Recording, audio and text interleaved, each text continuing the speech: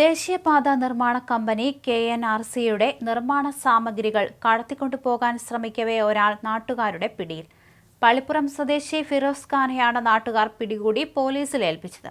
മലപ്പുറം വളാഞ്ചേരി കാവുംപുറം ആധവനാട് റോഡിൽ 6 പാതയുടെ നിർമ്മാണ സാമഗ്രികൾ കടത്തിക്കൊണ്ടുപോകാൻ ശ്രമിച്ചയാളെയാണ് നാട്ടുകാർ പിടികൂടി പോലീസിൽ ഏൽപ്പിച്ചത്.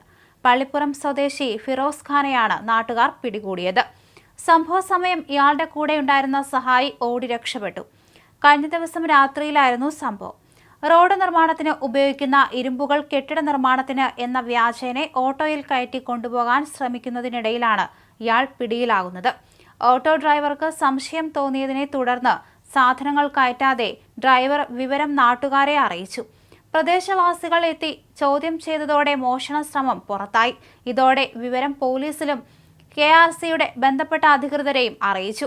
സ്ഥലത്തെത്തിയ വളാഞ്ചേരി പോലീസ് ഇയാളെ അറസ്റ്റ് ചെയ്തു. കൂടെയുണ്ടായിരുന്ന പ്രതിക്കായി പോലീസ് അന്വേഷണം ഊർജിതമാക്കിയിട്ടുണ്ട്. തുടർച്ചയായി പ്രദേശത്തു നിന്ന് ഇത്തരം സാധനങ്ങൾ മോഷണം പോകാറുണ്ടെന്ന് സ്ഥലം കൗൺസിലർ പറയുന്നു. വ്യാപകമായി ജില്ലയിൽ KNRCയുടെ റോഡ് നിർമ്മാണ സാമഗ്രികൾ മോഷ്ടിക്കപ്പെടുന്നതായി പരാതി നിലനിൽക്കുന്നുണ്ട്. ഇത് നമ്മുടെ KNRC കമ്പനിക്കാരുടെ റോഡ് പണി നടക്കുന്ന സ്ഥലത്ത് ഇരുമ്പിൻ്റെ ഉരുപ്പടികളെ സ്ഥിരമായി കളവ് പോകുന്ന ഒരു സാഹചര്യം നിലവിലുണ്ടായിരുന്നു. പക്ഷേ ഇന്ന് എന്താണെന്ന് പറഞ്ഞു കഴിഞ്ഞാൽ അവർ ഉരുപ്പടികൾ ഒരു ഭാഗത്ത് ശേഖരിച്ചുകൊണ്ട് മറ്റൊരു വണ്ടി വിളിച്ചു കൊണ്ടുവന്ന് കയറ്റി പോകുന്ന സമയത്ത് പ്രദേശവാസികൾ ഇത് മോഷണമാണെന്ന് തിരിച്ചറിയുകയും അതിനോടൊപ്പം തന്നെ ഒരാളെ പിടിക്കുകയും മറ്റ് 2 പേര് ഓടി രക്ഷപ്പെടുകയാണ് ചെയ്തത്. അപ്പോൾ അതിനോട് ബന്ധപ്പെട്ടുകൊണ്ട് KNRCൻ്റെ ഉത്തരവാദിത്തപ്പെട്ട മാനേജറെ വിളിച്ചു വരുത്തി അതിനോടൊപ്പം തന്നെ പോലീസ് സ്റ്റേഷനിൽ വിവരം അറിയിച്ചു. പോലീസുകാരും വന്ന് പ്രതിനെ കയ്യോടെ പിടികൂടി സ്റ്റേഷനിലേക്ക് കൊണ്ടുപോയ ഒരു സമയമാണ് ഇപ്പോൾ നിലനിൽക്കുന്നത്.